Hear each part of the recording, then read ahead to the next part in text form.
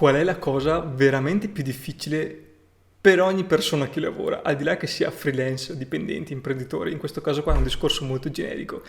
Nessuno te lo dice, nessuno te lo spiega a scuola, nessuno ti dice esattamente questo tipo di concetto, perché siamo di solito molto focalizzati sulla formazione molto specifica. Però c'è una cosa che è importantissima secondo me e sottovalutata da tutti. La cosa più importante, quando fai un lavoro, quando stai seguendo un lavoro in team, quando lavori da solo, in questo caso qua è molto indifferente questo tipo di tematica, la cosa più importante è la tua sensibilità e il tuo gusto personale nel fare le cose. Questa è l'unica cosa che ti permette di capire se quello che stai facendo è corretto o è sbagliato. Fine. Purtroppo le competenze tecniche crescono appunto col tempo quando ti formi, però il riuscire a capire quando una cosa è giusta e quando una cosa è sbagliata, facciamo un esempio, stiamo facendo un progetto fotografico e riuscire a capire se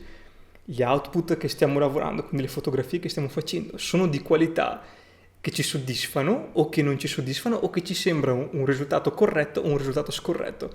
La sensibilità e il proprio gusto personale sono la cosa che contraddistingue, secondo me, le persone che riescono a fare dei lavori di qualità interessante dalle persone che ottengono dei risultati mediocri.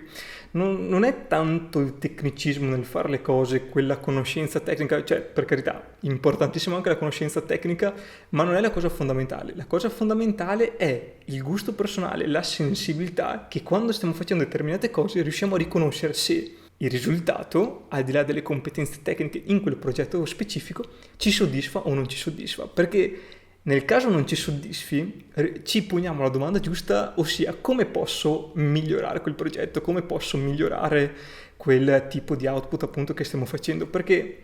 alla fin fine, dato che stiamo parlando di cose che hanno a che fare con le emozioni, con la sensibilità, con tutto l'aspetto psicologico, ad esempio quando tu guardi una foto la guardi dal punto di vista emotivo, la guardi se funziona dal punto di vista commerciale, la guardi se funziona dal punto di vista di utilizzo vero e proprio,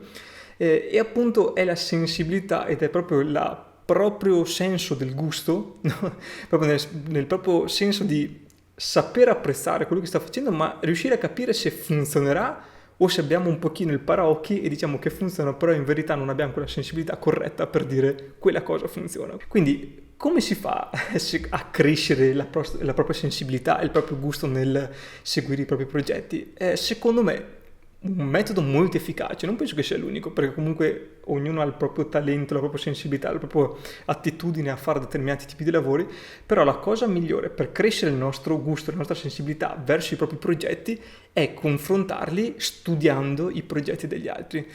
non per copiarli pari pari, ma proprio per capire se i progetti dei grandi maestri perché sono così efficaci, perché sono così interessanti, perché quel piatto fatto da quello chef non è come il piatto che sto facendo io, o quell'architettura di quel famoso architetto non è come quello che sto disegnando io. Ovviamente adesso sto un pochino divagando.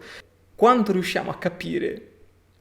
non tanto la soluzione tecnica per arrivare a quel risultato lì, ma quando riusciamo a capire che stiamo lavorando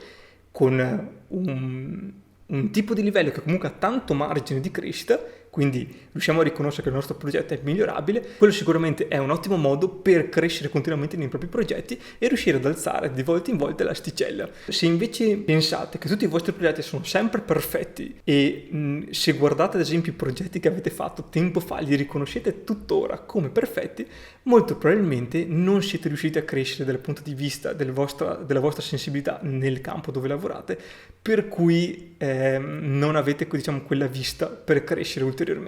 Secondo me, non dico di essere insoddisfatti sempre dei propri progetti, però quando riuscite a riconoscere gli errori e li migliorereste col tempo, vuol dire che siete cresciuti veramente. Spero che questo video ti sia utile, specialmente se fai un mestiere creativo come l'ambito dove lavoro io. Se hai dubbi o perplessità, chiaramente scrivimi che ti rispondo volentieri. A presto!